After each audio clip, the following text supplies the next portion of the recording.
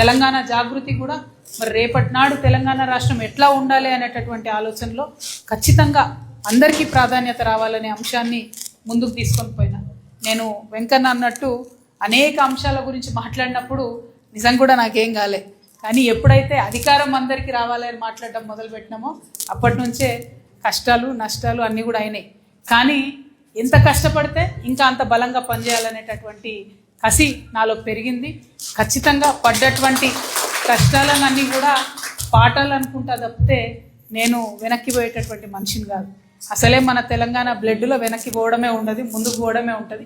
కాబట్టి ఖచ్చితంగా సామాజిక న్యాయం సాధించేంత వరకు ఏదైతే భౌగోళిక తెలంగాణ వచ్చిందో అది సక్సెస్ అయ్యి ప్రతి ఒక్కరికి న్యాయం జరిగేంత వరకు కూడా నేను పోరాటం చేయదలుచుకున్నాను. అందుకే వచ్చే ఈ నెల 25వ తారీఖు నాడు ఒక నూతన రాజకీయ శక్తిగా తెలంగాణ ప్రజలకు అండదండగా ఉండేలాగా తెలంగాణ ప్రాంతీయ తత్వాన్ని రంగరించుకొని సామాజిక కోణాన్ని సామాజిక న్యాయాన్ని అందరికి అందించే విధంగా ఒక పార్టీకి రూపకల్పన చేస్తూ ఉన్నాం.